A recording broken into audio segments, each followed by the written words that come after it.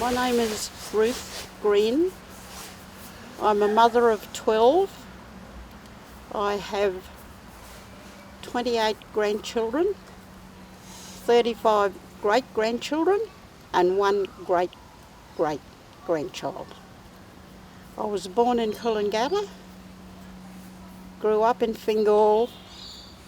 All my children grew up in Fingal, and we all went to school at Fingal.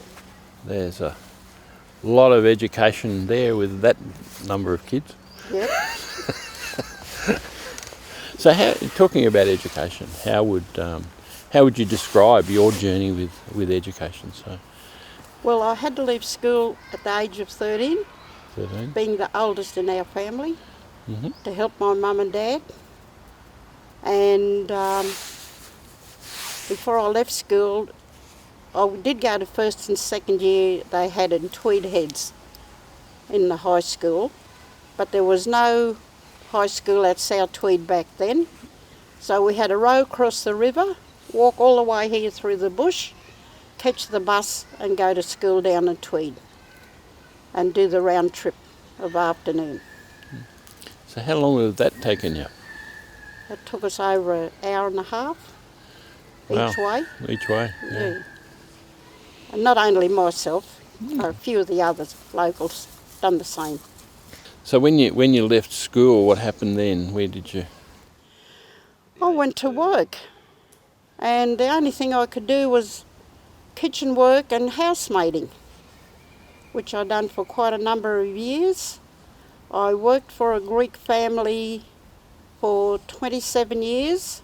Well, They used to own a restaurant in Coolangatta. And when I finished working for them, they were brothers, Larry and Nicky, they sent me on a holiday.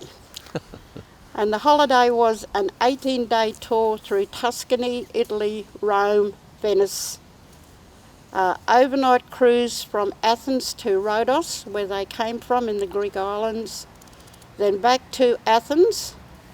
Then I flew back to the Greek islands the next day and stayed another 20 days with them, and then from there to London for 2 weeks.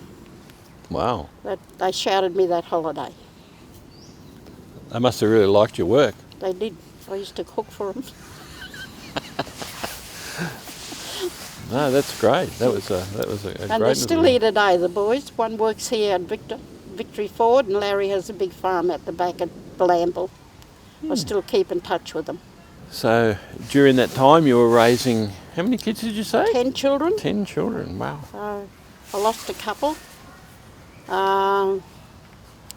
We had no electricity, we had no running water, we had to carry it. And it was pretty tough. It was either row the boat down the river to where the Tweed Heads Hospital is today, walk across, there was no buildings of that back then, and that used to be all the town dump. And walk over to Tweed, get our groceries, wait for the tide to come running in and row the boat back up the river. So obviously going to the shop was a chore. It was. Everything was. An all-day event by the sound of it. But, yes. Well, all the families who didn't have a car had to do that. Mm. It was really hard, but we done it. Yep. So your kids went to school in Fingal as well? Yes, all of them went to school there. Then when they left high school at South Tweed and Kingscliff. Oh, okay. So they went through the high school and... Yes, yeah. That's good. So... And the whole lot of them work except one. So what do you do with yourself now? I'm Yeah. involved with Ginnaby, which I'm very lucky to be, through Darlene. And I just love being involved with them. I go to Canawindra Craft every Tuesday. Then of a Friday we have craft here at the museum. I love knitting. I do a lot of knitting. And we used to knit for the different daycare centres around Kingscliff and Tweed and donate whatever they wanted for the little ones. Mm-hmm. And but now I do it for the community, what they want. Some of our elders are mad Rabbitohs fans, and I make the Rabbitohs rabbits for them. Oh, good. I'll have to put it in order. Yeah, and the Rabbitohs colours. Yeah. I'll put in an order. Okay. No worries. There. So as you're connecting with your community, what do you see?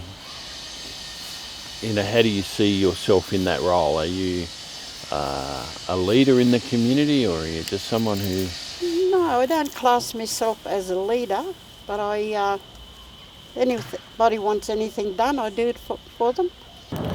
Can you talk to me a little bit about some of the things that you do as part of the Elders Council? So what's a typical Elders Council look like for you with the Ginibi?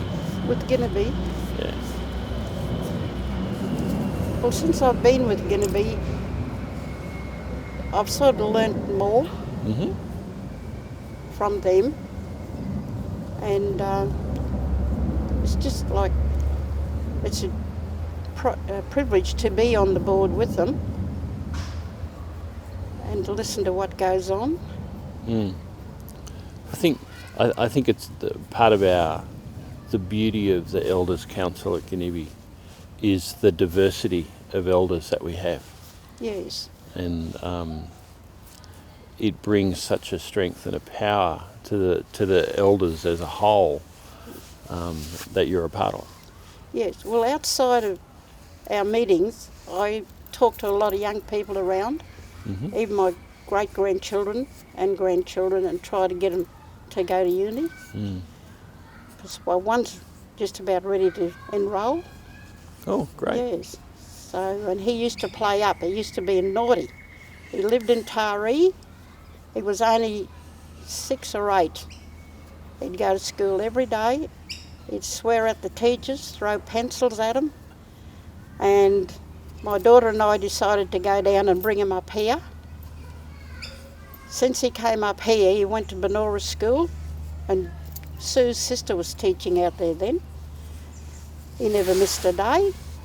And he went from there to Kingy High, and he hardly missed a day. Now he wants to go to uni. Education in the right space, in the right environment. Yeah, he done really, really well. He did. And he's been diagnosed with autism. He lisps a bit when he speaks, but other than that, he's a damn good kid, and he rings me up at least 3 times a week to see how I am. Good. So the influence is there, which is great. Yeah.